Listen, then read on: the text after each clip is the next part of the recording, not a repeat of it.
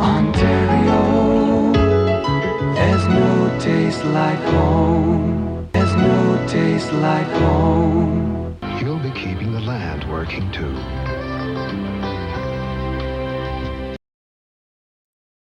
Well, then we had a Canada like that again, 35 years ago. Not this, though. You are required by law to wear a seatbelt. Put your damn seatbelt on. 549 on the Canadian side, 164 on the American side, both Niagara Falls. 549 on the Canadian side, 164 on the American side, both Niagara Falls. So I began asking questions of adults, and I began to realize that adults do not have any answers. And adults do not have any answers. And adults do not have any answers. And the reason why is because their parents didn't teach them any answers. And the reason why the parents didn't know is because their parents didn't teach them. Sleep now. So as you can see, thanks for joining NutriRebel. We're trying to expose this episode, nanny state Canada, but nanny state Western world. It's like this all over the Western world, but especially Canada. Heavy government interruption everywhere. Look at the roads, early 90s in Toronto, Canada here. Look at the early roads here. Almost empty. I remember driving on these roads sometimes with my parents. It was a peaceful place, not so much stress. Your money could go much further than it does now. You could raise a family, you could work a job and not have to kill yourself every month, not have to go on antidepressants because you're afraid of losing your job. Can you believe this? Look at this. And the cars lasted longer too. And the roads were well maintained. Don't rock the boat. But don't now look at what we have now. Just sit down, look at your navel and meditate. Look at what we have now. There's no taste like home. Get out, one of them holding a knife. Holy crap. The man slashes Peace, no more peace. Recording the video as people are heard yelling. Eventually, the man walks away after he's told. A message from the Government of Canada. Big nanny state. Yeah, Big Daddy's here to save you. Well, Big Daddy jingle. Styles change, Beaver.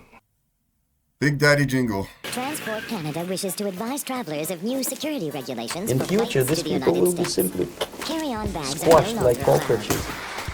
You may be asked to Yeah, submit to you're a full-body racist, scan. you're a sexist, you're anti-gay. Oh man. Yeah, and you got a small wiener too. We're an Yeah. urban trail, semi-urban. But Canada's a nanny state, big time. Yes, it is. I mean, they're just like total helicopter parents, loose gravel. Yes. Somebody, I mean, I'll bet if they didn't have this here, the Minister of Labor or whatever would probably find these guys. It's just unbelievable. Exert penetrates the like that. Life preservers by cabinets. the lakes, low speed limits, no, certainly no guns here. You can't do Yep, that. Oh, yep, God. yep. Somebody No, get hurt.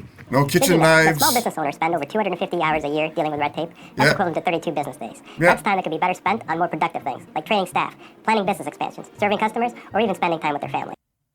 Yeah, taxation is the They price we drop pay it for like failing to fucking build a flies. civilized society. I would say that's correct.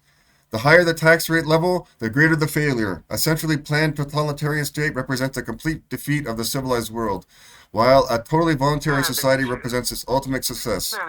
So he's saying the higher the tax rate, the greater the failure. He would be correct.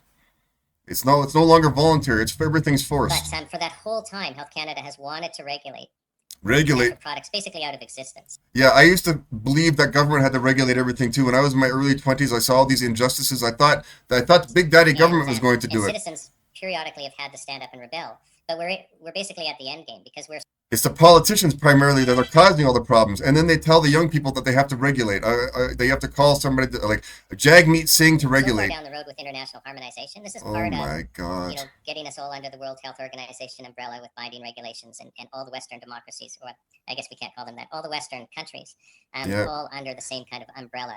The regulations might look slightly different, but in essence they'll be the same. I can't tell you at this point how many guys I've talked to who are like, Even relationships with females and males now, everything's fighting. yeah, she stabbed me and they put me in jail. And the cops, they'll show up for whatever reason. Your wife calls the cops on you, they'll show up right away and take you out of the house for anything. I'll never forget this. He said, if she starts hitting you again, Yep. you better get out of there fast, because Yep. if she just breaks a fingernail trying to hit you, we'll arrest you. Yeah. Just say that he either raped you, sexually abused you, and we'll get you the house, you'll get the kids, and it's done quick. Yep.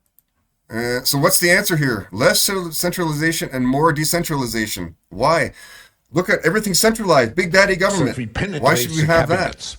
Here's an economist that explains Let me how go it's back going to to, work. let's say, around the 1960s when John Kenneth Galbraith was writing. Yeah. And he noticed that large corporations like to use the same type of planning apparatus that large governments do. And he said, well, that must be the wave of the future, is we're going to have a planned economy either way, whether we have a Soviet system or whether we're being planned by Union Carbide and U.S. Steel. Yeah. Well, what he didn't notice is that U.S. Steel and Union Carbide were about to disappear, and his view is that entrepreneurship was a myth, but in fact, entrepreneurship has made a big comeback, especially in the last 20 years. Thank God. And basically that's because knowledge has become more dispersed. We're no longer this mass industrial society. We're a knowledge-based society, and knowledge isn't concentrated in single factories the way the mass industrial society was.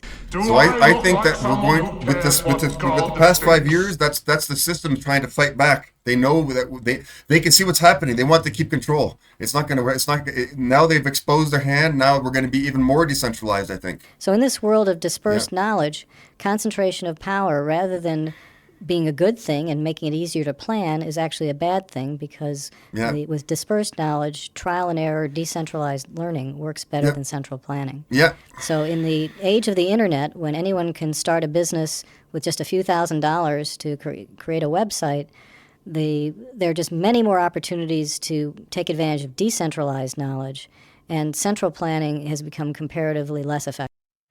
So there you go. The main takeaway is here. We're going to be, the system thinks, the politicians, the big bankers, they think that they're going to control us like they were in the past thousands of years. It's not going to happen. They've shown their hand. You can see with all the pandemic nonsense and the forced things in our arms, all these things, and people are waking up now, and they're going to say no. They're going to move to other places like I did. They're going to, or they're going to start fighting back. Anyway, the main point, like I said, is what I showed. And I hope that you like my content here. If you like what I'm doing, check out my website, the bottom left-hand corner, free, no obligation symptom measure tool based on nutritional symptomatology.